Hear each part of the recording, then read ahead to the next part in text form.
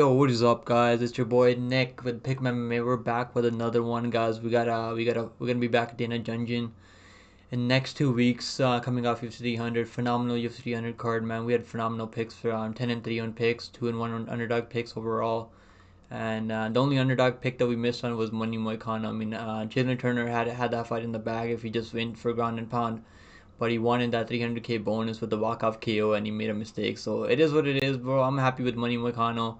I'm happy he was able to get it done, and he's probably gonna get some money from Dana White for that finish there over upset finish there by Turner for Turner. I mean over a guy like Turner. So that's gonna be decent for him, man. I'm happy for Money Moicano either way. I don't even care that I got my pick wrong there. It is what it is. But I know Turner's gonna be kicking himself in the back for doing what he did over there. But yeah, we missed with the Jim Miller underdog pick. We missed with the Rodriguez. That Rodriguez fight was kind of close. I mean, that fight could have gone either way. I mean, but Andros was landing the bigger, better shots, and Rodriguez made a mistake in that first round, slipped and fell to her back and got controlled.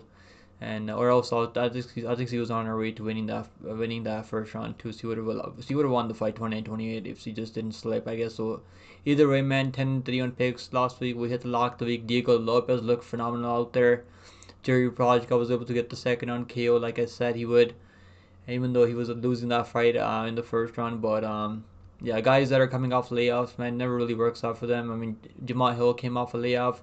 Thank God I switched my pick to Alex Poatan Pereira. I switched it to Alex Poatan Pereira by knockout, and Poatan made him look like an easy workout there, man. Poatan is a beast out there. Holy shit. Max Holloway came through as underdog pick. I mean, I played the inside distance on Max Holloway. Max Holloway's point spread was one of our best bets on the card, and yeah, I'm happy that he came through for us. Overall, man, phenomenal card, and then that UFC 300 card lived up to the hype and then some. It's gonna be tough going back to Dana Dungeon after a card like UFC 300, but we're here, man. We're gonna be breaking down the full card. We're gonna be breaking down the full card here for UFC Vegas in '91. And in the main event, we got Mateus Nicolau taking on Alex Perez. Alex Perez coming off that close fight with the Muhammad Makayev. I mean, that fight was really close. And Nicolau coming off that he was supposed to fight Manel Cap on this card in the main event here, but Manel Cap pulled out due to an injury.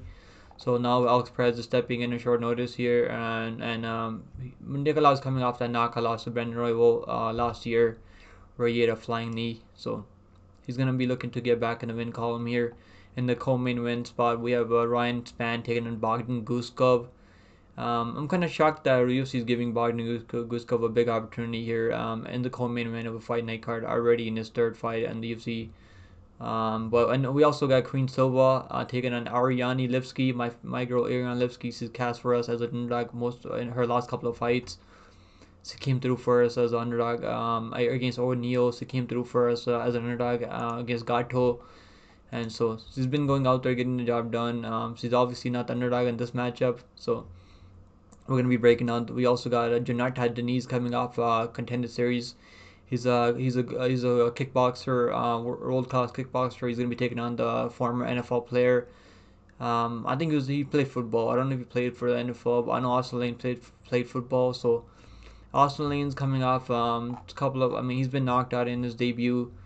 He was on his way to getting knocked out against Justin Tafa in that first fight, but I think there was an accidental eye poke there, so they called it off to a no contest, and then he eventually got knocked out on that UFC 293 card against Justin Tafa. Justin Tafa cast that run one and knockout for us there. And we also in the other fight on the main card is Jonathan Pearce versus David Onama. David Onama's must-watch TV, man. This guy's always fun to watch out there, and I cannot wait to see him back in the octagon. We also got Tim Means taking an Uros Medic. Coming off that loss to Mertebek Robai, who's an absolute beast. And we had some couple of cancellations, man. I mean, the prelims are honestly not as bad. I mean, some of these fights are pretty low level. A lot of these fighters are coming off losses. We have a lot of these fighters on this card. I think the only fight that are where we have fighters going on a win streak right now is Karine Silva and Ariane Lipski. Everyone else is coming off some losses. I mean, Bogdan Guskov is coming off a win. I mean, Jonathan Pearce is coming off an L. David Nama is coming off a win. Means coming off a win and or Medic coming off a loss. So like there's like a lot of close matchups on this card. And let's break down the fight card, guys. We got Maheshate taking on Gabriel Benítez in the first early prelim here. I'm not sure if this is gonna be the bout order, but well, we're gonna go with the Tapology bout order here. We got Maheshate, phenomenal striker. Really nice pullback counters. His wrestling is honestly, taking defense is honestly not bad either. He's only 24 years old, so he's still young. Made his UFC debut about 2 years ago when he was like 21, 22 years old. He coming off the Ketlen series performance, over 7-0 guy. Went out there in his UFC debut, knocking out Steve Garcia. We know how good Steve Garcia is, man. Steve Garcia is phenomenal. Has crazy power in his hands. And Steve Garcia's on a run right now. He's on a 2-5 win streak right now. Is that Steve Garcia? No, that's Rafa Garcia. Steve Garcia. Steve Garcia. Yeah, Steve Garcia. On a run right now, on a 3-5 win streak right now. All finishes by knockout. So getting a knockout win over a guy like Steve Garcia, being the first one to knock out Steve Garcia, just goes to show how good this guy's striking is, how clean his striking is. Obviously, when you fought someone like with phenomenal good fight IQ and good boxing like Rafa Garcia was able to outwork him. Obviously, missed weight for that fight. Also, Vyacheslav Borisov also was able to find that counter and knock him out. I did have Vyacheslav Borisov by knockout there. I cast a ticket there on Borisov. It was like minus 160. I think that fight was like minus 160 for Borisov. It was close. It was like really close on the odds. But Maheshate is gonna win this match. I mean, I'm not hiding Benítez. Benítez came back after a layoff against Jim Miller. Jim Miller was my lock of the week there. We had Jim Miller as my lock of the week there. We locked him at plus 100. And obviously the line flipped before the fight, and Miller was able to go out there, win the first 2 rounds with the leg kicks, piece him up on the feet also, and take him down and submit him in the 3rd round. Benítez, I mean, I've never really been high on Benítez. Even his wins, I mean, Charlie Ontiveros, who's like 11-9. I mean, wins over Justin James, who's haven't seen Justin James in a long time. He's probably not with the UFC anymore. I mean, he's losing to anyone that is good enough. He's losing to all the good fighters out there, and I think he's gonna lose here. I think Maheshate is gonna knock him out in the first round. I'm gonna go with Maheshate by a first round knockout. Now, obviously, if we're looking at the odds, I mean, I'm probably gonna look at the KO prop for Maheshate. I think he's gonna find the kill shot of Benítez. Benítez is a decent enough kickboxer, but he's got good kicks also. So, but I don't think it's gonna be enough to get the job done here. So Maheshate coming in at minus 250. The line is wide. I'm gonna wait for the KO, or I'm gonna take the under 2.5 rounds in a parlay, because I don't think this fight's gonna go. I don't think this fight's gonna go past the 2nd round. It's not even gonna go past the first and a round and a half, I think, because I think Maheshate is gonna find a kill shot. So the pick is gonna be Maheshate by knockout here. Up next, we got Ivana Petrović taking on Liang. How's Liang still in the UFC? I'm shocked that he's still getting this opportunity in the UFC. I picked JJ Ultras by 2nd round knockout. He was able to get the ground and pound stoppage. But I mean, Liang wasn't looking terrible out there, but he's a gasser. He's got no cardio left after the 1st round. So he does go for it. He'll go for it in the first 3 minutes, and then he just kind of falls off a cliff. I don't think she's really UFC level. She's 0-3 in the UFC. Losing to some lower level competition. I mean, go on with horrors. I mean, knocked her out in under a round and a half. I mean, under a minute and a half. So, and she's fought Maria Gapo. Also, she's been finished so many times. She's been finished overall like 6 times out of 7 times. So, I think Petrović is gonna get the wrestling going. She's got better grappling, better striking here. She's more technical. Obviously, these fighters haven't got a single win in the UFC yet. Petrović came out there, made her UFC debut as a favorite. I mean, she was favored going into that fight, and I picked Luana Carolina by decision. I knew that Luana Carolina was gonna be able to stuff her takedowns, and Luana Carolina is way better than a girl like Liang. And I picked Luana Carolina as a plus 185 under. I was like plus 200. So I've done pretty well picking Luana Carolina fights overall, but Petrović, I mean, they're trying to line her up for a win here, and I think the UFC is gonna get their wish here. Petrović is gonna get this done by ground and pound or submission. I'm gonna say Petrović inside the distance here. I think it's gonna be a TKO ground and pound stoppage here. She might look for submission also. She does have submission skills. I know most of the public always likes betting the overs, but you don't want to be betting the over in the Na Liang fight, because she's going out there getting finished. I took JJ Ultras by second round knockout there, and he was able to get the takedown ground and pounder in the second round. When a lot of people thought he was going to go the distance. I mean, that fight was not going the distance, because if you watched any tape on Liang, you know how he fights. He comes out swinging in the first round, then he kind of just falls off. I'm going to go Petrović by finish here. Up next, we got James Llontop taking on Gabe Green. James Llontop coming off that main event Dana White Contender Series performance where he fought Brandon Lewis, Malik Lewis. That was Brandon Lewis, but it's Malik Lewis. And had a decent showcasing out there. Like, he looked decent out there, man. Now, Malik Lewis was swinging hammers and trying to take him down over and over. Malik Lewis is a gasser. Malik Lewis was 0-2 in the Dana White Contender Series. He's had 2 opportunities in the Dana White Contender Series. He's gassed out most times. He lost to Trevor Peek. I remember he gassed out. He won the first round, then gassed out and got knocked out by Trevor Peek. Then he came out there against James Llontop, and I picked James Llontop. I think I picked him by second on ground and pound. And Malik Lewis, I mean, he almost got ground and pounded. Almost got knocked out in the second round. But he hung in there, man. He survived. He was able to survive. And James Llontop won 30-27. He won every round. I feel like he was able to land the better shot. He's a better technical striker in that matchup. Now in this fight, I mean, Gabe Green's losses are respectable. I mean, his losses are not bad. Went out there. I picked Brian Battle by. I think I picked Brian Battle by decision as underdog. Brian Battle was underdog in that matchup. And Brian Battle looked phenomenal in that matchup, man. He looked phenomenal out there. He was a plus 110 underdog, slight underdog. And Gabe Green was trying to go out there and knock out Brian Battle, and he paid the price for it. He was reckless out there. In the first 14 seconds, he got knocked out with the right hand counter from Brian Battle. But Brian Battle is 6-1 in UFC. I think he's 5-1 right now. He was supposed to be 6-1 if Andalusia didn't go out there and quit, like the quitter that he is. So losing to Brian Battle, losing to Machado, Ian Gary, I mean, losing to Daniel Rodriguez, I mean, no shame there. No shame in those losses. This is a must-win situation for him. He needs to get this done. I mean, getting a win over Johan Linus. He lost the first one to Johan Linus, I think. Then he was able to. Johan Linus has got some of the worst fight IQ in UFC history. Has the heavy, like, beating a guy like Phil Rose is respectable. Phil Rose is not a bad striker. But I'm gonna go James Llontop. I think he's gonna get this done. I think this takedown defense is solid. Now he was able to defend a majority of takedowns from Malik Lewis. Malik Lewis only took him down like once, couldn't really hold him down. So I don't think Gabe Green is going to have success if he grapples here. And I don't think he's going to have success on the feet. Obviously, he's got power, so he can definitely land a clean shot like James Llontop. But James Llontop showed that he got a decent chin on him. Because Malik Lewis was hitting him with some nice kicks to the body. I mean, Malik Lewis hits pretty hard. And he was able to take the shots pretty well. Didn't really get rocked in that fight at all. And he went all 15 minutes. We know he can go all 15 minutes, win decisions also.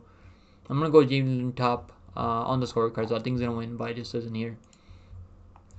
And the odds for this fight, I mean, I forgot to look at the odds for the last fight, but I mean, you're not really gonna be betting that last fight, right? Now Liang is plus 350, Petrović is minus 450. I mean, those lines are kind of wide. I'm just gonna stay away.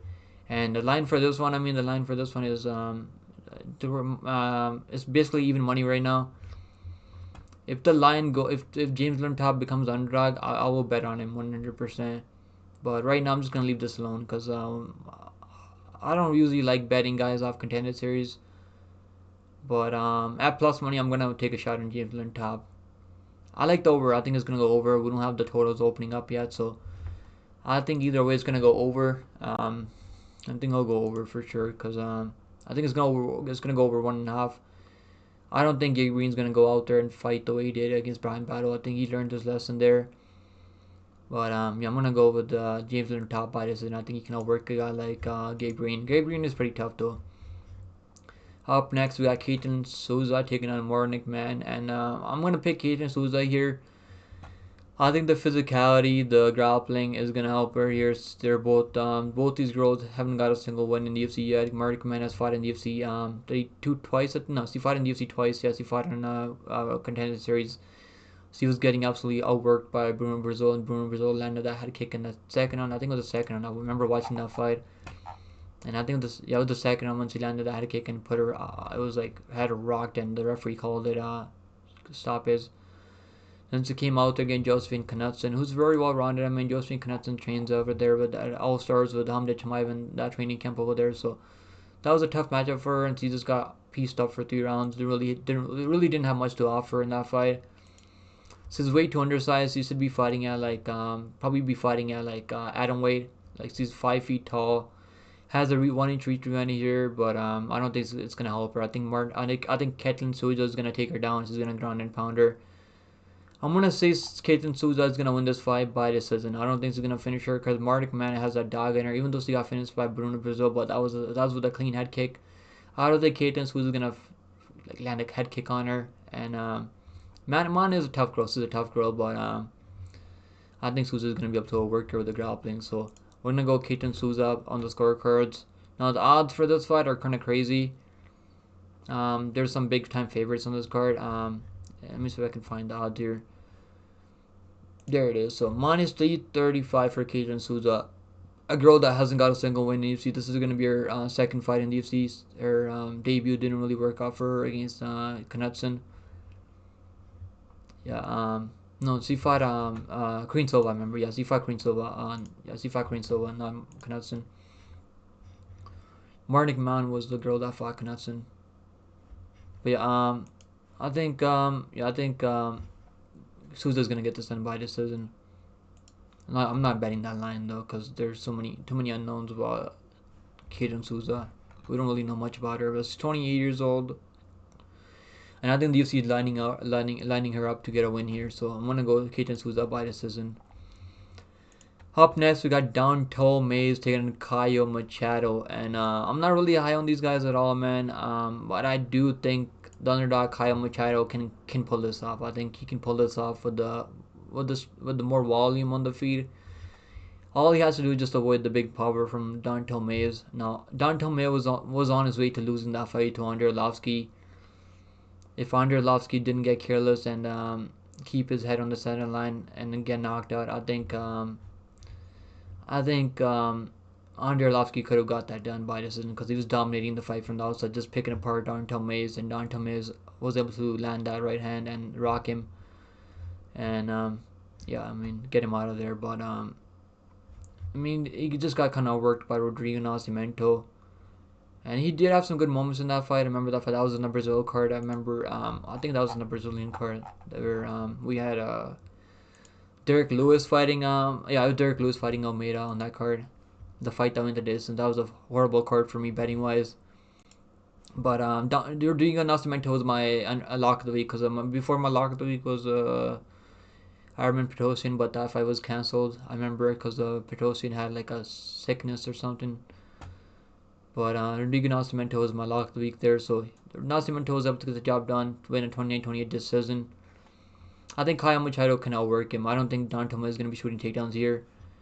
Even if he does shoot takedowns, I don't think he's going to get takedowns easy. I think Machado can land more volume. Machado was able to outstrike a guy like Mark Perkins, but Mark Perkins was able to win decision based off the some moments. I mean, with the grappling, he was able to outwork win that decision. But that was a very controversial decision. We know Mick Perkins were pretty solid. He's very technical, and Machado was able to outland him by like double almost. So I'm gonna go Machado on the scorecards, and I'm gonna go Machado on the scorecards as a dog. I think he's underdog here. Now Llontop Mays obviously has the UFC experience here. He's fought more times than UFC, but I'm gonna go with the Machado here. Do we have lines for this fight? Let's see. I think we do have lines for this fight. Machado coming in at plus 135. Llontop Mays coming in at 155. I think Machado's not a bad underdog to be betting on. I think Machado on the scorecards is going to get this done. I'm going to take Machado by decision. That's going to be the pick. But moneyline underdog play is honestly not bad here. Up next, we got Austen Hubbard taking a Michael Figlak. And Michael Figlak is, like I was talking about, fighters coming back after a layoff. It's never really a good sign. And we saw 3 fighters coming back after a layoff, and they all three of them went 0-3 last night. Yeah, Austen Hubbard, I mean, he was dominating the fight on the feet. He was absolutely piecing up Kurt Holloway, and I don't think Kurt Holloway is all that good. I mean, his takedown defense is horrible, and Hubbard shot a takedown on him, if I remember. I think he shot a takedown on him. Let me see. I think he shot a takedown on him. Let me check. Hubbard, did he shoot a takedown on yeah, Hubbard shot a takedown on Kurt Holloway. Like, why would you do that? Like, why shoot a takedown this guy, man? Like, the fight IQ is like very questionable for Hubbard, because he was outstriking a guy like I think he was. I mean, Holloway was actually piecing him up. Never mind, but I think he was landing the cleaner shots on Holloway. Then he was actually getting outstruck, so I don't remember that fight clearly. But he shot a takedown on two takedowns on Holloway, and Holloway was able to get a reversal and lock in the arm triangle um, from bottom. So his jiu-jitsu is honestly not that good. I gotta go with Figlak here, but I'm not betting. No way I'm betting Figlak here. I don't trust him coming back after 19 months off. Almost like he's got almost like 19 months off.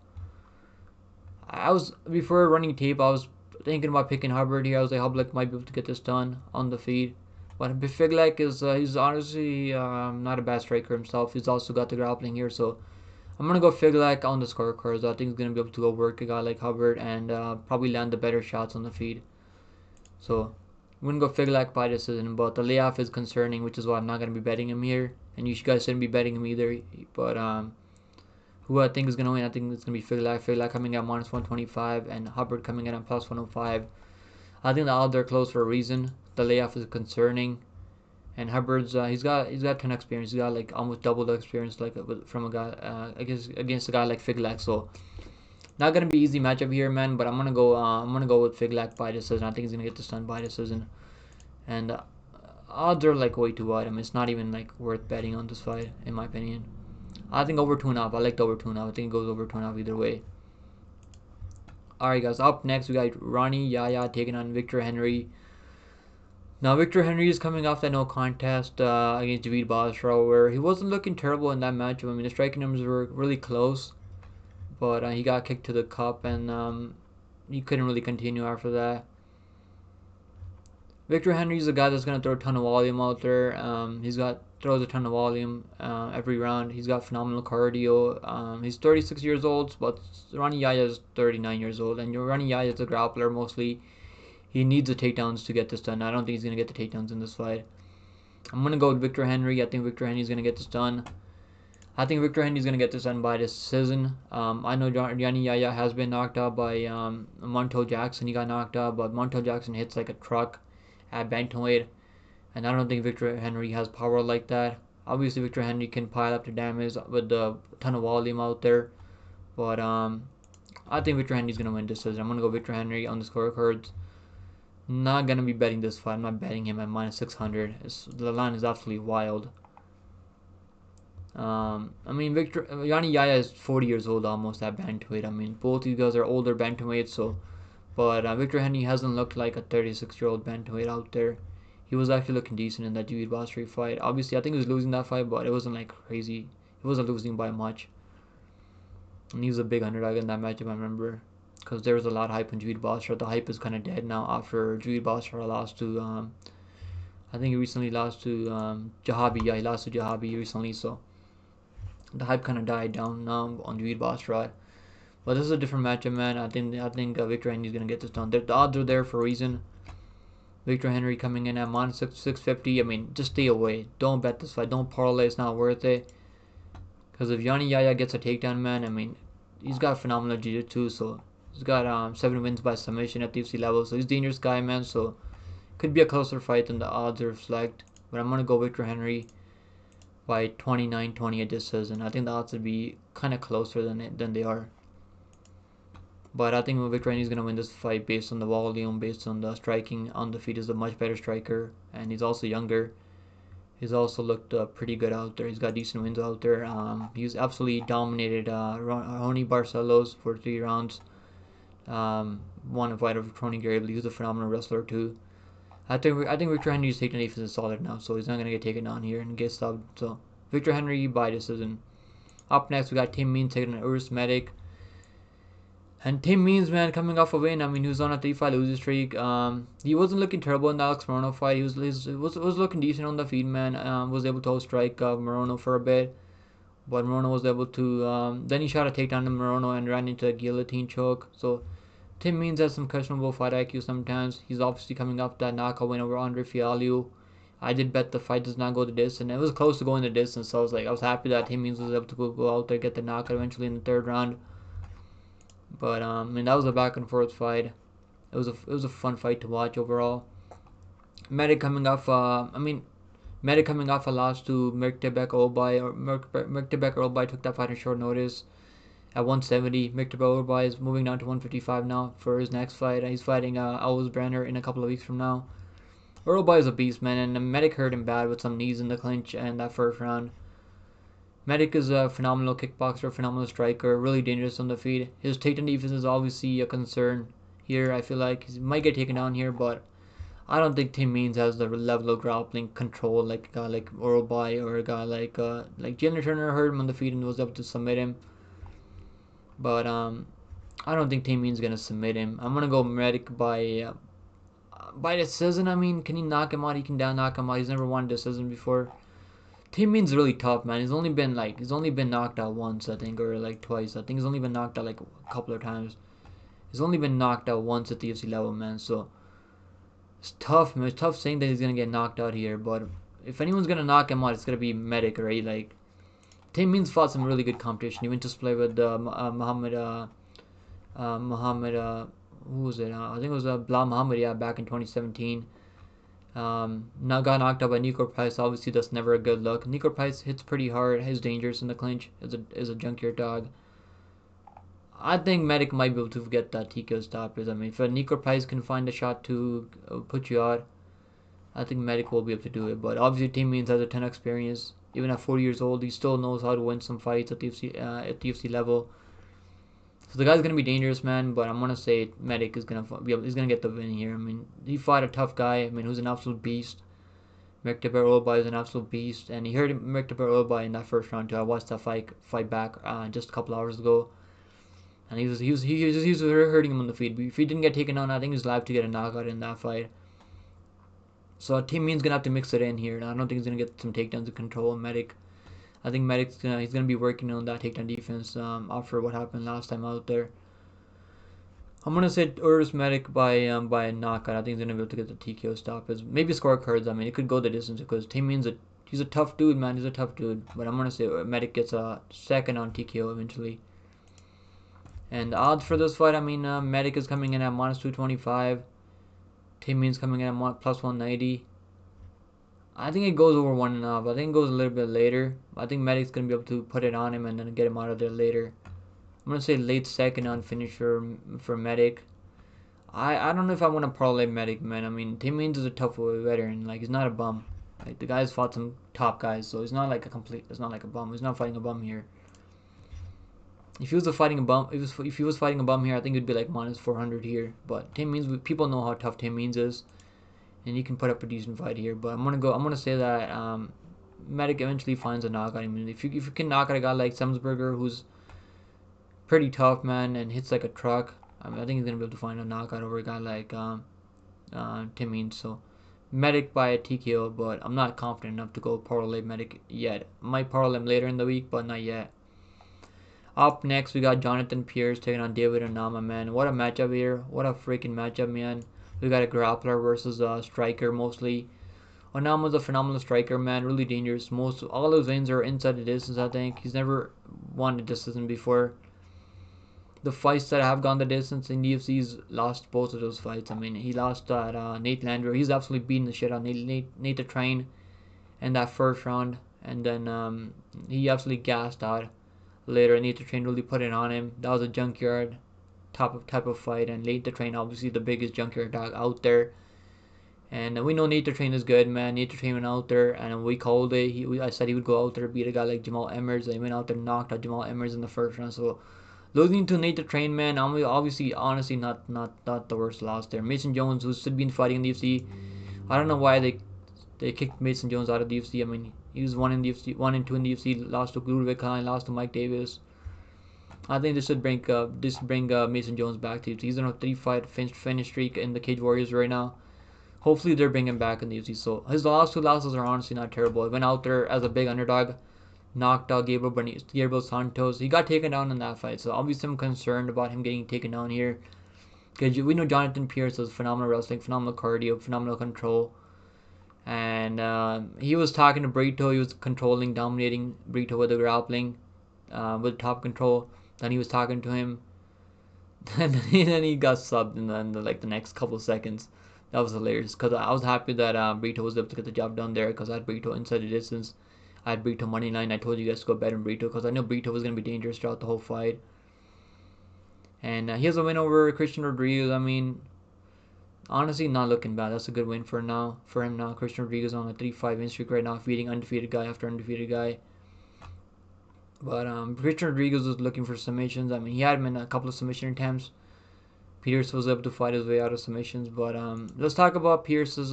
He's been finished a couple of times, man. He's been finished, submitted 3 times, knocked out once in the first round. He got knocked out by Joe Lozon in that first round back in 2019. So we know this guy can be hurt. We know he can be put away. We also know you can get caught in submission attempts, and you can get subbed. So, which is why I took Brito because I know Brito is gonna be super dangerous out there.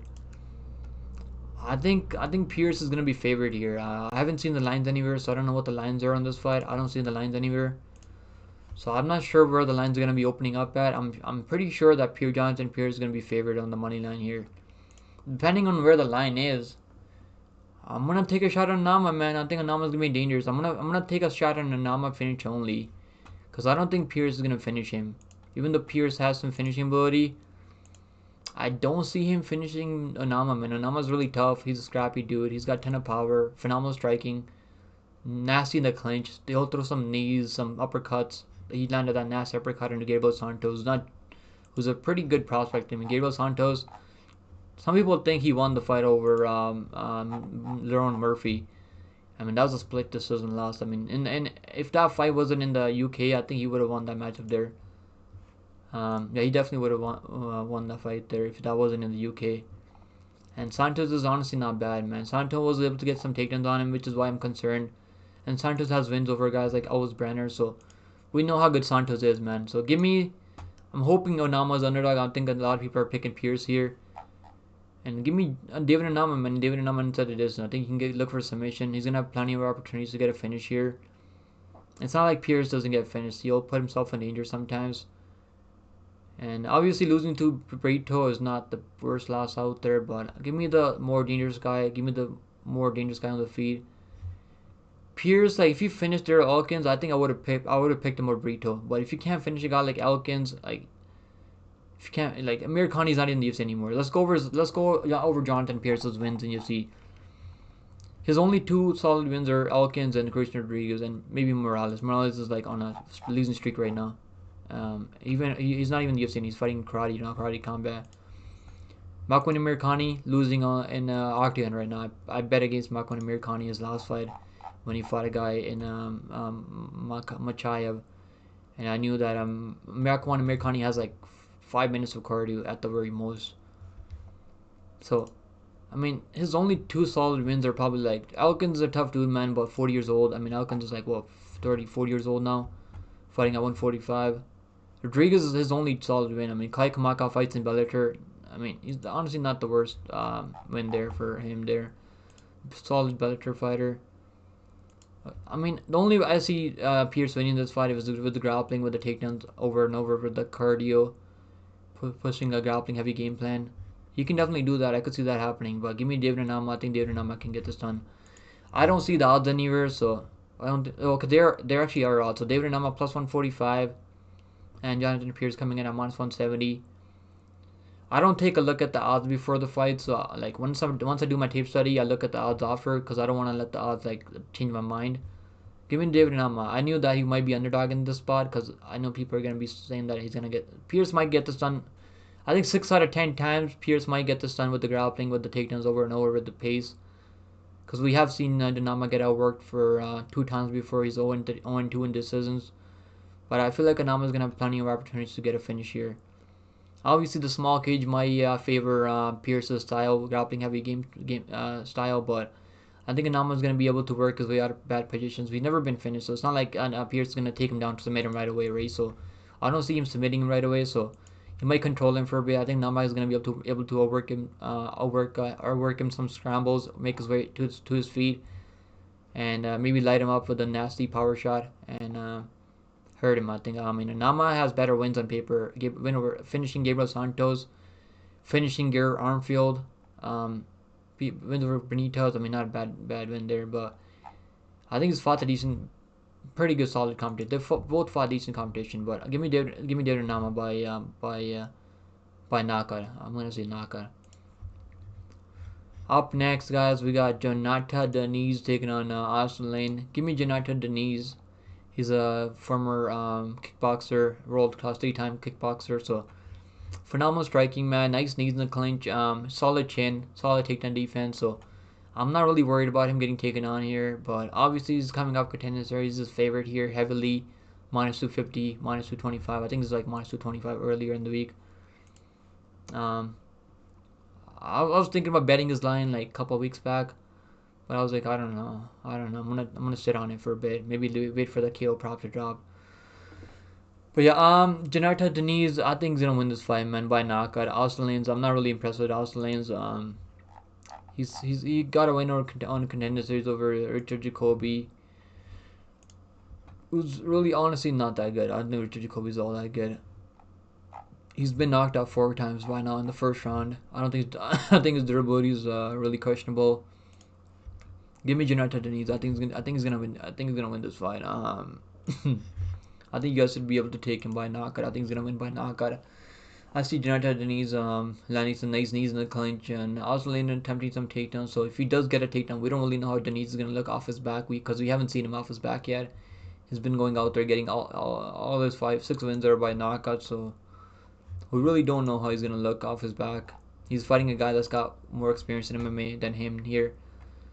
Double the fights, more than double the fights that he's got. So I mean, Eduardo Nunes was having some good moments in that first round, but Nunes is a gasser. He gasses out after like every couple of minutes, and he's got durability questions too. I mean, Nevis is on a 2-fight losing streak right now. He's still young, man. He's only 24 years old. So for heavyweight, I mean, I think he'll be back eventually. But give me Diniz. I think he's gonna get this done. I'm pretty confident he needs to get this done by knockout. Let's take a look at the money line now for Diniz. Diniz coming in at minus 255. So line is getting wider now, but I think he's gonna get this done. I'm pretty confident in him to get this done. I'm gonna say first round knockout for Jhonata Diniz, the former kickboxer. Fought some really good, solid kickboxers out there. So he's got enough experience in combat sports. He's gonna have the better durability, better chin, bit more power, better clinch work here. So I think Jhonata Diniz wins this fight anywhere, pretty much anywhere it goes. Alright, guys. Up next, we got Karine Silva taking a Miger Ariane Lipsky, man. I mean, let me drink some water, man. I'm getting kind of thirsty right now, guys. Give me a second to finish. I gotta drink some water. I've been talking for way too long.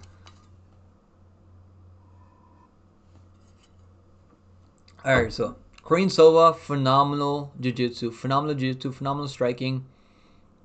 Ariane Lipsky's really been looking solid right now. She's on a 35-win streak right now, beating the much better competition. If you look on paper, I mean, she's obviously been fighting the much better competition. She's got 11 fights in the UFC, at the UFC level. Obviously, she's 6-5 right now, but 4-1 in her last 4 fights. Beating a girl like JJ Ultras, who's solid enough striker, has good takedowns. Couldn't get a single takedown on her. Beat Melissa Garto, couldn't get a single takedown on her. She almost got her down, and Lipsky popped back up to her feet right away. Casey O'Neill couldn't get a single takedown, and Casey O'Neill got pieced up on the feet. Casey O'Neill was favored heavily. So he was minus like 200 there, and I picked Lipsky there as underdog. I picked her over Melissa Garto. So she's been cashing for me. I also bet the under 2.5 rounds in the Casey O'Neill fight because I knew if she doesn't get a takedowns, she's gonna eventually get finished. I didn't think Ariane Lipsky was gonna finish her by submission because Neil's been known for good jiu-jitsu. And she rocked her, and then she got that armbar on Neil. Lipsky has decent jiu-jitsu too. She's got a couple of wins, I mean, by jiu-jitsu. She's never been submitted before. She's got 11 fights at the UFC level. Gato's a good grappler too, and Gato couldn't really hold her down or like get takedowns, enough takedowns. And Gato was able to take down Tracy Cortez, who's a phenomenal grappler too. I mean, obviously she's taken some L's. I mean, she's been finished like 4 times at the UFC level, so 3 times at the UFC level. So you never want to see that, obviously. But she's been looking solid, man. I mean, she's been looking solid right now, and now she's coming in as a favorite in this matchup. I think she's a favorite here to win. Yeah, Lipski coming in at minus 20 25. It's basically even money. I think it'll be even money. Maybe the odds might flip towards Karine Silva. This is a tough one, man. This is definitely a tough matchup because Karine Silva was phenomenal, man. She's been going out there getting first round finish after first round finish. She's all 3 wins by first round finish, all submission wins. Made her contender series debut, got a second round finish. She got taken on twice in that matchup. I hope you guys remember. Like, I don't know if you guys remember that, but she got taken on twice. She was able to get that guillotine choke on Yan, who's got like over 28 fights overall. Yan's honestly not bad. She's fighting in Fight King International. I don't know what the hell that is, but she's got enough experience. She's able to go out there, get a submission. She got taken on, but she's got phenomenal jiu-jitsu. Her jiu-jitsu is world class. I mean, she's got all wins by finish. She's only been to the scorecards once. I mean, this girl. If there's any girl that's so entertaining to watch, it's probably Karine Silva. I mean, women's MMA flyweight weight class is probably one of the best women's MMA weight classes right now. WMMA weight classes right now, definitely flyweight right now has been popping. We got girls like Nicolau Silva. We got like some high level fighters right now making their way into the UFC and the women's MMA. And I think there's some fun fights at 125 for women's MMA right now. Went out there against Ketlen Souza, who was making her short. I think she took that in short notice, if I remember. Yeah, she took that in. Actually, I don't know if she took that in short notice. I guess she might have not taken that in short notice, but she went out there, got a knee bar.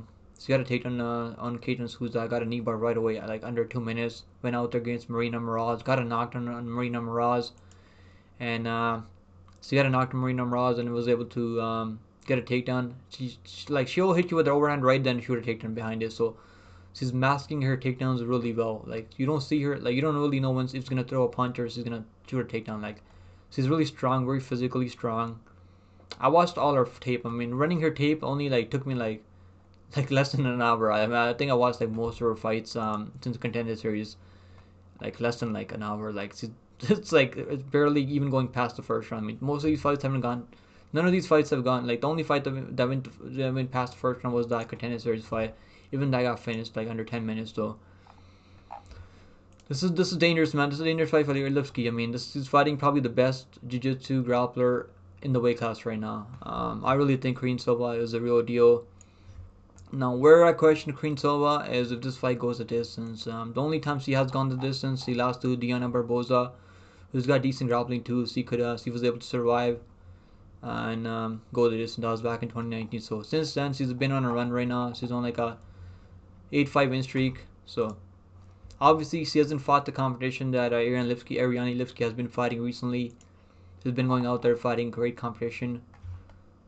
So this is a tough fight, man. This is a tough fight. I mean, I was really thinking about picking Lipski here because I was like, she's fighting the better competition. She hasn't got taken down in the last 3 fights. But when we have seen her taken down, when we have seen her get out grappled by girls that can make their way into full mount, they're able to get her out of there. Like, so I have a sneaky feeling that Karine Silva is gonna be able to get her out of there with the top position. If she gets in top position, if she can't get the top position, it's gonna be done. It's gonna be game over for Karine Silva. Because Ariane Lipski, like, she's very physically strong. She's gonna be like an inch taller, but 2 inches, like 1 inch taller, but the reach is pretty much the same here. Really tough fight to call, man, because Lipski's been cashing for us as underdog, and she's fought the better competition. So obviously, I really wanted to pick her here, but I have a sneaky feeling that Karine Silva only needs 1 takedown. She only needed 1 takedown against Marina Moroz, and she got that submission with like a second to go in the first round. So this girl is dangerous, man. She's got all finishes, all 17 finishes. Never seen she's never won a fight by decision. So if she can't get that finish, we really don't know what's gonna happen. Lipski's never been submitted before, so she has been TKO'd 4 times. She's really finding her groove right now, so it's tough, man. It's definitely a tough fight to pick, but I'm gonna say Karine Silva is gonna be able to get that. She's gonna be able to find a finish eventually on the ground, because her striking, it's not like she can't hang on the striking. She doesn't have pillow hands like Casey O'Neill. We've seen a knockdown power from Karine Silva too. And I don't want to be biased in this. If I was biased, I would pick Ariane Lipski. I mean, I keep butchering her name, but I'm gonna say that Karine Silva is gonna get this done. I have a sneaky feeling she's gonna get this done. She's also an underdog, so I'm gonna take Karine Silva. I'm gonna take I'm gonna roll the dice for Karine Silva here. I think she's way too dangerous for Ariane Lipski. Obviously, Ariane Lipski has phenomenal striking. She throws in combinations. She'll throw like a combination up top, throw end with a body kick behind a. That's really gonna slow down Karine Silva, so she can't get that takedowns. I mean, but she's got phenomenal kicking game of her own. She throws fast head kicks, fast body kicks, nice power in her hands. She's physically really strong. Either way, man, this is gonna be a phenomenal fight. I mean, let's look at the odds right now. Ariane Lipski minus 125, Karine Silva plus 105. Odds are way too close, and I get why the odds are this close. Ariane Lipski now she's finally favored because I guess the people are understanding her. They're getting that she's obviously making improvements right now because she's been an underdog, big underdog every time out there. She was a big underdog, a 2-1 underdog against Casey O'Neill, 2-1 underdog against Melissa Gatter, 2-1 underdog against 4-1 underdog against JJ Aldrich. She stuffed every takedown out there with JJ Aldrich. So I am worried that Queen Silva might not be able to get this to the ground, but I think she can hurt her on the feet. We have seen Ariane Lipski get knocked out on the feet before, but her last 3 fights are like, she looks like a different fighter out there. Her last 3 fights.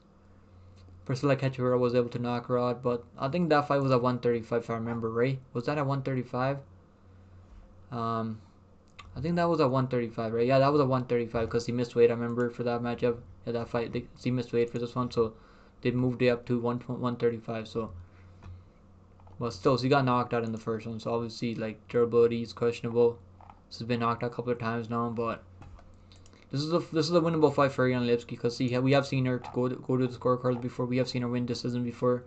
She's 4-2 in decisions, so we have never seen Karine Silva win decision before. So we really don't know how she's gonna look. She can get the submission or finish early, so we really don't know how Cardi is gonna look out there in the later rounds. So I'm probably not gonna bet this fight because I do respect Ariane Lipski's skill set a lot. I think she's a different fighter right now than she was in her 2 years ago. I'm gonna go Karine Silva. I'm gonna say she gets it done by probably inside the distance. Finish only for Karine Silva. I think that's not a bad look because I don't see Ariane Lipski finishing her here.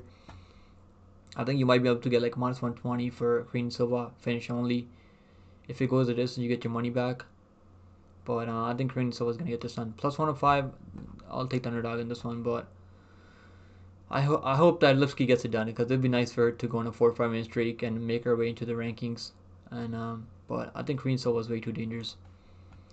Up next, we got Ryan Spann taking Bogdan Guskov, and Ryan Spann is such a disappointment, man. I actually had a bet on him over Smith, and he just threw that fight. I mean, that he should have got the nod by the judges there because I think he landed more damage in that fight.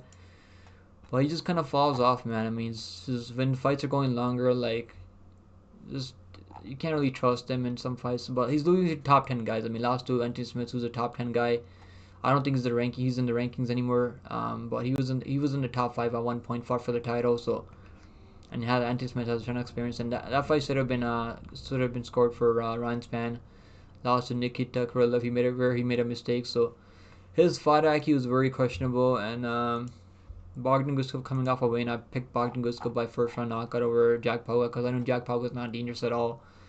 I don't know how Jack Pauga was ever favored in that matchup. Like, how was Jack Pauga ever favored in that matchup? Guskov was like a plus 100, plus 110, and plus 120 underdog there.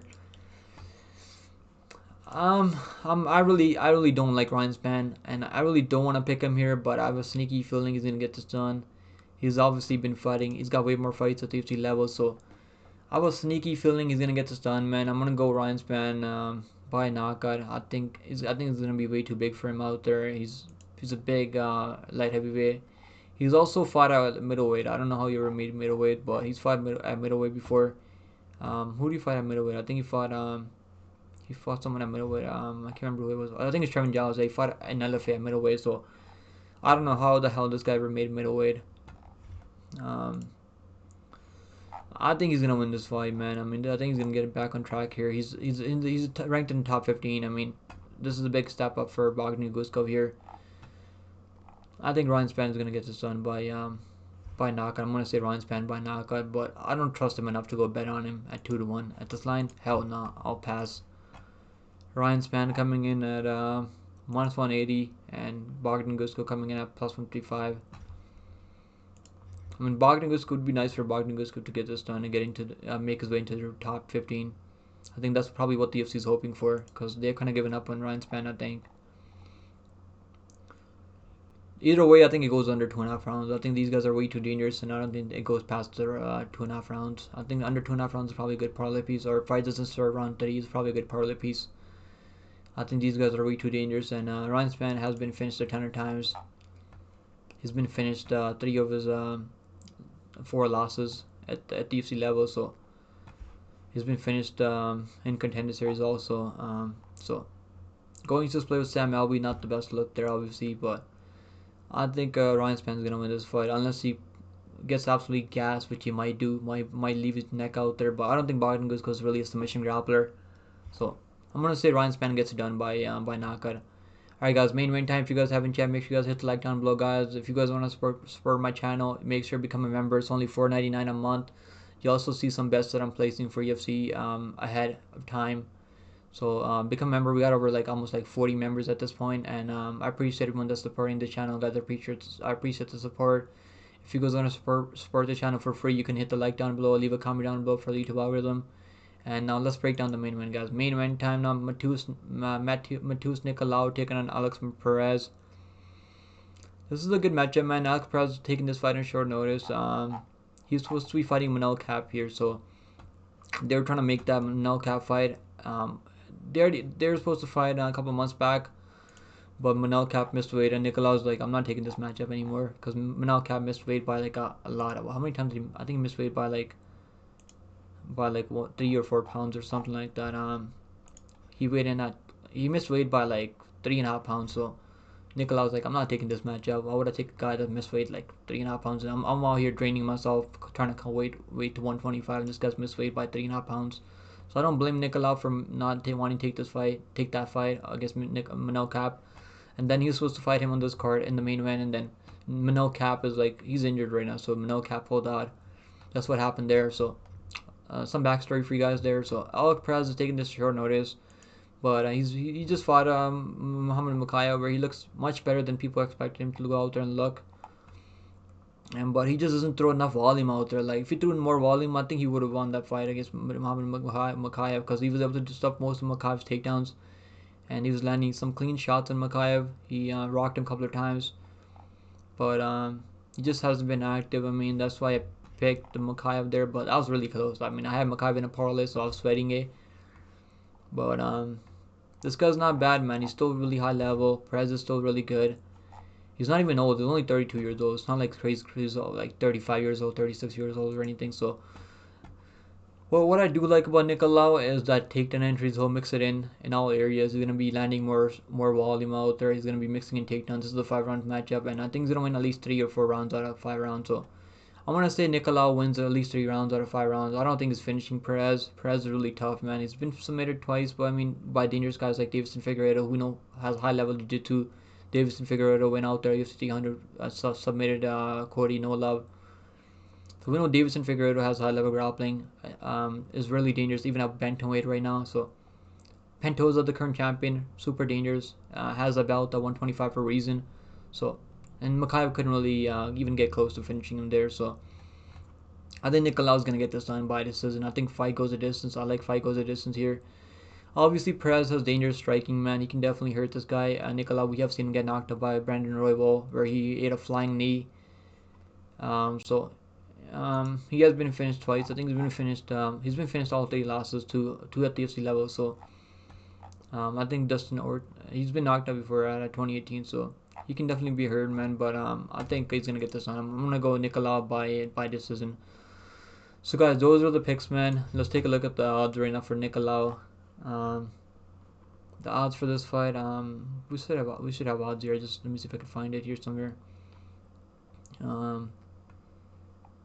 Okay, there we go. Nicolau coming in at -175. Perez coming in at +150.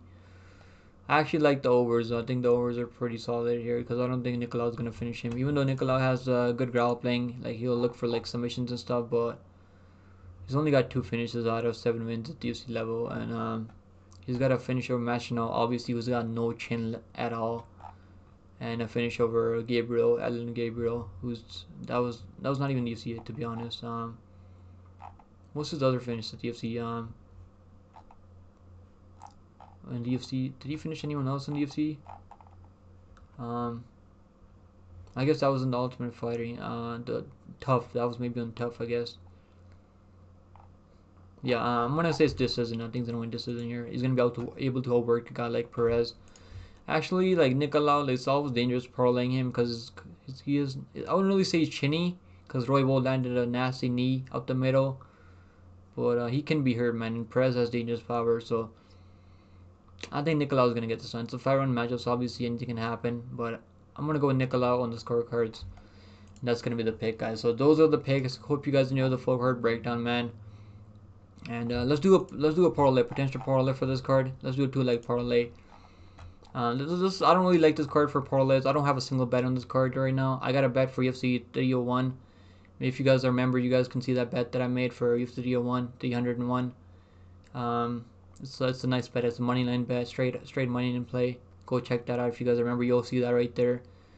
I might make a couple of bets later on the fight week because right now I'm not really feeling anything about this card. I'll make like 1 or 2 bets on this card maybe, but right now I'm not really feeling too good about anything like parlay.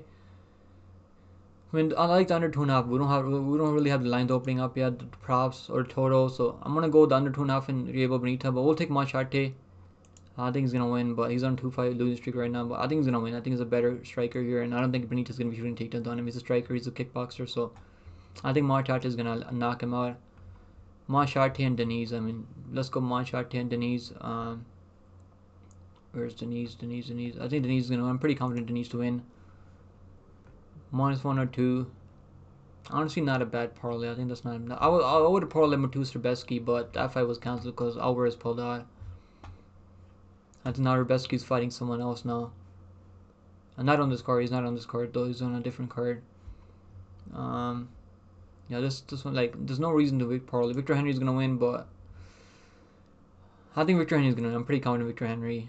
So plus 131. I mean, I don't mind that parlay. I think that's a solid parlay.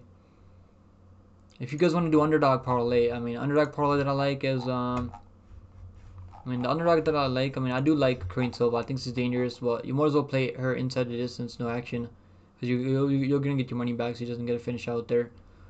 But if you want to do underdog parlay, you like Karine Silva money line, and I like Caio Machado money line plus 396. That 2-leg parlay, I'm gonna play that. I'm just gonna play like maybe like a 25 or 50 half unit on it, just for fun.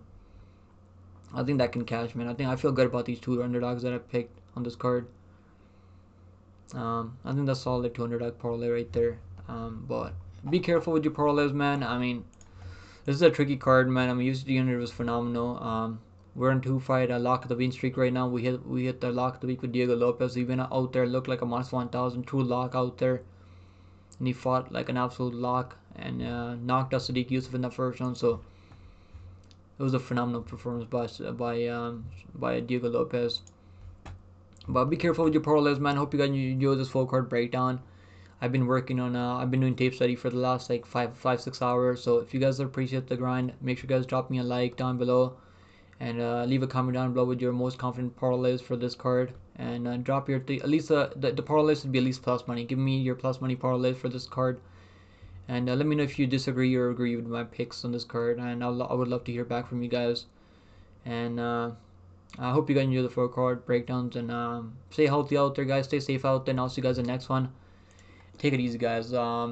Be careful with your bets, man. This is gonna be day 9 dungeon, so we're gonna be back in the Apex, and the Apex cards are always tricky, but I think there's some good parlay potentials. And keep an eye out for my live streams. I'll be live throughout the week.